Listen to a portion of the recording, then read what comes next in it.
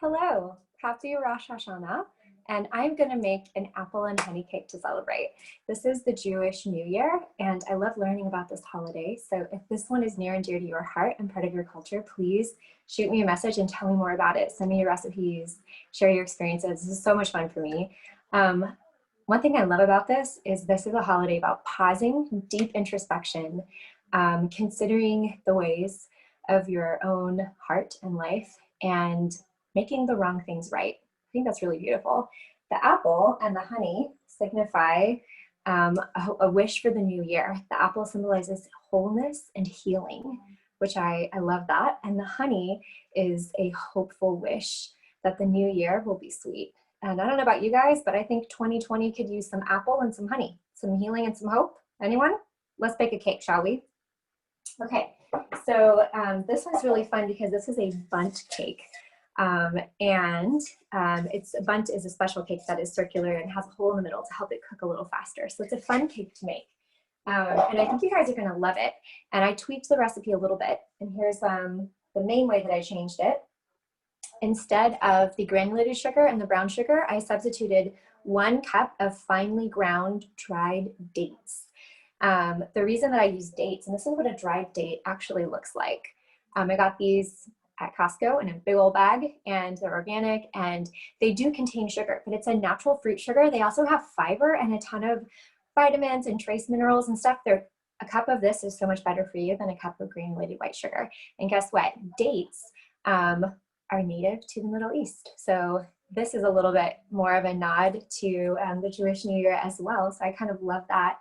And it's going to give it a kind of a caramely taste, which I love. Now, because dates are, they're sticky, it's going to give it more of a heavy, chewy, fudge-like texture, which I love in cake. So I'm excited about this. So if you want to join me and make a cleaner, natural fruit sugar cake, let's see how it comes out, shall we? So there's that. And I'm going to show you guys my favorite way to peel and cut apples. But first, let's talk about our ingredients for this cake. So we have a bundt pan. The first thing I'm going to do is I'm going to grease my pan. Word to the wise, don't ever spray your pan over the floor because you could slip on the floor. Not that I've ever done that before. But make sure when you spray your pan that you hold the spray far enough back that you're covering the whole pan. For bundt cakes, it's important to get the sides and also this little ridge. That's where the cake tends to stick. So this is a lovely little oil. Make sure everything is shiny and covered, and set that aside, which is great. The next thing that we're going to do is we're going to measure and whisk our dry ingredients together. So here's another way that I changed this recipe. This recipe calls for 3 1/4 cups of gluten-free flour, which is like an all-purpose blend, which is great. But what I did is I took some oats, just raw oats, like oatmeal that hasn't been cooked, and I blended in my blender until it just becomes a fine powder, and I made half of it oat flour and half of it a gluten-free flour blend. The reason I do that is oat flour has a sweet, nutty flavor and a little bit of a whole grain texture. It is a whole grain oat. There you go. So that's pretty fun. So that's what I did with that. And I'm going to whisk together my flours with some kosher salt, always kosher salt, and also every last drop. Leave no salt behind, friends. Salt is delicious. Salt is nature's highlighter pen. It takes the flavor that's there and it tells it to sing.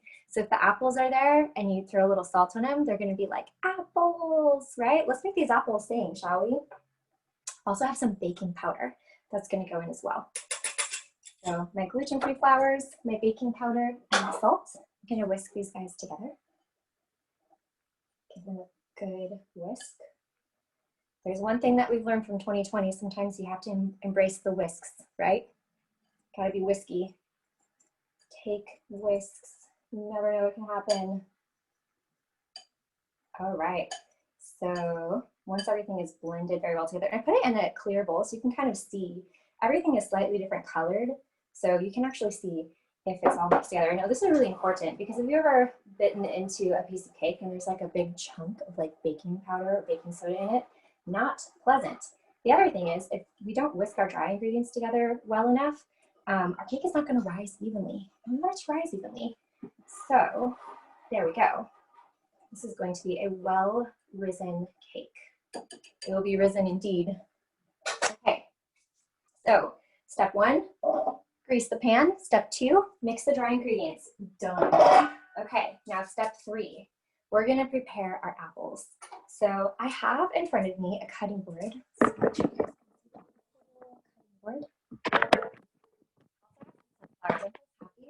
I love sunflowers because they always turn their face towards the sun. So I feel like for some reason those felt very appropriate for this holiday. So I'm gonna peel my apples. These are Honeycrisp apples. They're organic Honeycrisp apples. I'm so excited the store had them. And I'm also gonna say this is my least favorite peeler in the world. I can't find my peeler that I love. I usually keep it, fun fact, in my car because I travel so frequently, or I used to back in the day, between different kitchens for school and for work.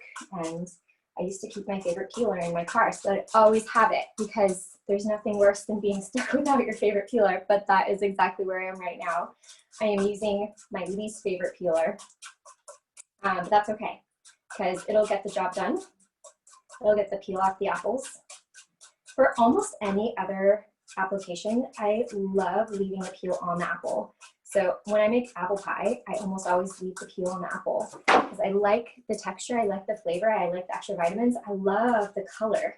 It kind of turns your apples a little bit pink. I think that's fun. So that's just me. What do you guys like to do with apples? Is it apple season where you are? Also just really love how apples symbolize wholeness, right? I think sometimes, in my mind at least, apples, and this is, I know it probably was not an apple in the sense of an American apple, but apples have come to represent sin, right? Like taking a bite out of the apple is like the sneaky serpent and all of that. So the fact that we have a whole apple with no bites out of it is kind of a beautiful thought about this holiday. Wonder if there's significance there. I might have to look into that. If you know the answer, would you please send me a message because I'm very interested about such things. Okay, so that took forever. That's why I don't like this peeler. If you have one of these, you get a different one. Get the one shaped like a Y and it's like plastic. Oh man, I love that one. I'll have to show you next time because I don't have it with me here. The other thing that I love is my bench scraper to quickly and easily scrape up all those peelings and move them on their way. Goodbye, little peelings. It's been nice knowing you. We'll see you never again. Okay, and now I'm going to show you guys, now that we have peeled the apples, I'm going to show you the fastest way to cut the apples. And we're just going to cut these little babies into some slices. So I'm going to cut the large sides off the apple, then I'm going to flip it around flat, and I'm going to cut on either side of the core. And that is actually my favorite way to cut an apple. You kind of unzip it, so to speak. You just like, whoop, and the sides fall off the apple. So I'll do it one more time so you can see it. I'm going to cut the biggest side. I'm cutting to the right and to the left of the core because I don't want to get any apple seeds in my slices. And it's the fastest way to cut apples. And then you line up all your shapes and you can just cut them into little slices pretty quickly. Now, there is some apple left behind on the core, but that's what snacking's for, right? So help yourself to some of the apple that's left on there. And then here's what I like to do for slices. You just slice them straight on down. Now, this is going to be a round cake, so I might make my slices like in half, just so that you can kind of get a bite of apple and not like a giant piece of apple. And if I make them into squares, I don't know if I want that texture. I kind of want slices, but I want them to be shorter slices, if that makes sense. I'm really particular. I didn't realize that until right now in this moment. I'm very particular about cooked fruit in cake. It's got to be, I like it like that. So slice it how you like it. Just make sure it's all the same size. If your apples are too big, they're going to come out kind of crunchy when your cake is done. And if the apples are too small, like if you dice these babies, it's going to turn into applesauce, which is not a bad thing. I love applesauce, but we already have applesauce in this cake. And what we want is some apple pieces, some like nice surprises of like lovely apple slices along the way. Wouldn't you love to like bite into a piece of cake and have some like lovely vanilla cinnamony apples in there? Well, if you bake this cake, that's exactly what you'll get if all goes well. And I hope it does. And you know what's really important? As you bake this cake, say a little prayer, hold a little thought in your heart for peace. Pray for peace, pray for healing and sweetness in the new year. I love that. And I think the food can sense that. So I'm gonna go ahead and toss all of my apples. Use my bench scraper to help me. Toss my apples in the bowl. Don't ever use a knife to scrape things off your cutting board or pick up food. It's actually really dangerous. It's not good for you or the knife. It'll bend your blade out of shape and it can cut your hand off. So none of that, right? No. Okay, glad we had this talk. So I'm gonna toss my apples with a little bit of fresh lemon juice. This lemon is from my neighbor, Leah. Leah, I squeezed your lemons and I'm adding them to my apples. They're keeping my apples from turning brown. So thank you for your lemons from your tree. It's a group effort, team sport over here, neighborhood baking. So I'm gonna toss these with some lemon juice. And then, oh, it smells so good. Now, the recipe is gonna tell you to put sugar on these babies, and I'm gonna be like, no, these are Honeycrisp apples. They need not sugar. I'm gonna throw some vanilla on the apples and in the cake batter, because I love vanilla. And I'm also gonna shake some cinnamon on my apples. Now, the recipe is going to tell you 2 teaspoons, and I'm going to say do this part to taste. I love cinnamon, but I don't like cinnamon when it's overdone. And sometimes when cinnamon plays with other friends, I love you, cinnamon, but it is kind of bossy. It kind of takes over. And before you know it, you can't hear anyone else's voices except the cinnamon. And I want to taste the apples and the dates and the honey. And the cinnamon is also there, but I want to make sure that it plays well with others. So I like to do my cinnamon to taste. So I'm going to taste one. That is delicious. That is plenty cinnamon for me. So, cinnamon apples, done. So to recap, step 1, grease the pan. Step 2, mix your dry ingredients. Step 3, cut and cinnamify your apple slices. Step 4, make your cake batter. And guess what? This is going to go pretty quick. So for my cake batter, what I'm going to do is I have some coconut oil. And now, again, this is where the pastry chef in me is going to slightly disagree with the recipe, and I'm sure it works out delightful the way that it was written. I'm sure it's an amazing cake. However, I know that if I have room temperature coconut oil that's a little bit more solid, it's going to be a little bit easier for me to cream it versus melted coconut oil, just going to kind of mush together. And that's actually kind of what I want, is to cream my dates with my coconut oil. So I have coconut oil in here, nice and soft, and I have dates, whole cup of dates. It's date night. It's Friday night. It's date night. I've declared it date night. Okay, so what I'm going to do with these is I'm going to smash them together. And I just have, essentially my silicone wooden spoon. You don't need a mixer for this. If you have one, by all means, use it. But if you don't, you can still make this cake. This cake is for everybody. You are invited to make this cake as well. So I'm going to mix these together. And then once I kind of break them up, it's going to take a little second extra because the dates are kind of clumpy, which is great. Guys, that's one of my favorite tricks. I replace a lot of sugar with dates, and guess what? Nobody notices. In fact, people are like, why is it so nice? Why is it so delicious? And I'm like, you're eating dates. You don't even know it. Would that be blind dates? Maybe. Okay. I'm also going to add some honey because, again, honey is the sweetness that we're looking for. The hope for the sweetness of the new year. We got healing in our apples and sweetness in our honey. And you know what? I make that kind of a scant half a cup of honey because I'm remembering a psalm that says if you find, or is it a proverb? If you find honey, don't eat too much of it. So I'm just going to say a little goes a long way. All right, and then I'm going to add some applesauce, quarter cup of applesauce, unsweetened applesauce. This cake is going to be plenty sweet, don't you worry. These are all very sweet things. And the applesauce is going to add some moisture as well. And it's going to just reiterate that amazing apple flavor. We're going to have apples in this cake 3 ways. The sliced apples, applesauce, and apple cider. And I found some organic, raw, unfiltered Honeycrisp apple cider at the store today in a bottle, and boy was I proud. And I just need to show it to you because it's just so thrilling. Look at this. Doesn't this make you happy? Isn't it fall now? It's fall now. I have a bottle of apple cider and I'm excited about this. Apples. It reminds me, a couple years ago, my grandmother and I went to visit my cousin Elizabeth on the East Coast and to attend our cousin Lacey's wedding, which was gorgeous. It was one of the most beautiful weddings I've ever been to in upstate New York. So beautiful in the fall. And we stayed, oh gosh, this smells so good. You guys make this cake just for the smell. Oh my gosh. We stayed at this amazing little hotel, and it was next door to this apple farm, and they had they like grew all these apples, and the trees were beautiful. And then they made apple cider donuts and apple cider slushies. And I went there like multiple times a day, and I was on sugar overload, but I was so happy. And oh, if you ever get the chance to visit upstate New York, you need to explore some of that magic. Okay, so I'm just going to mix this until it's combined. Okay, so when it's all mixed together, and it's going to look slightly different because I have ground up dates in there, and it looks great. I am going to go ahead and I'm going to add my eggs one at a time. I'm going to crack these babies in.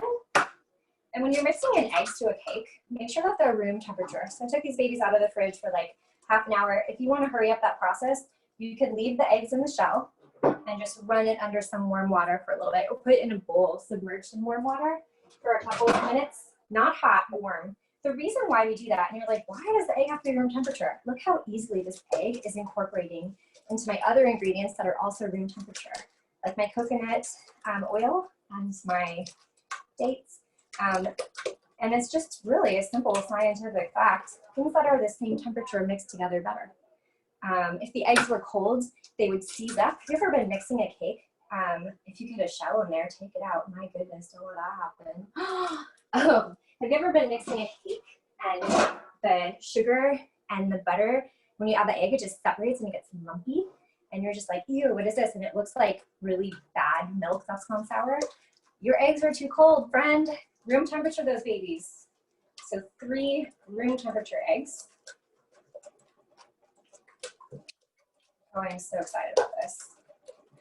Guys, I already feel like this new year is on its way to a good start. We have fresh air. Do you have fresh air where you live? I hope so. If not, I hope you have fresh air soon. My last egg is going in. And I am sending a wish for a whole, healed, sweet, hopeful new year your way. Also love celebrating the New Year's of different cultures because I get to have multiple like start-overs throughout the year. And guys, there's do-overs. Did you know that? There's total do-overs. So it's not too late to start over and to be made new. Look at that. I'm gonna add some vanilla, 2 teaspoons. This is how I measure my vanilla. Apologies to all my culinary students. You should absolutely measure it unless, you know, you don't. But it always works out. It works out in your flavor. Oh, because there's more vanilla this way. And I love vanilla. And my grandma Leela taught me always add more vanilla than the recipe calls for. Okay, so that's it. Now I'm going to take my dry ingredients. I'm going to dump about half of them in. I'm going to fold my dry ingredients into my wet ingredients that I just mixed there. I have not forgotten about my half a cup of apple cider. Oh, it's Honeycrisp apple cider. Honeycrisp is a hybrid apple that is bred for its like crispness, so it's not mushy, but it also is really sweet, and it just is very appley, and it's almost floral. It's fragrant. It just smells so, so good. I saved Honeycrisp apple candles from last year. I'm going to add the other half of my flour in them. So I'm burning my Honeycrisp apple candle in anticipation of the cake being done. So I'm going to stir this in as well until it is all mixed together.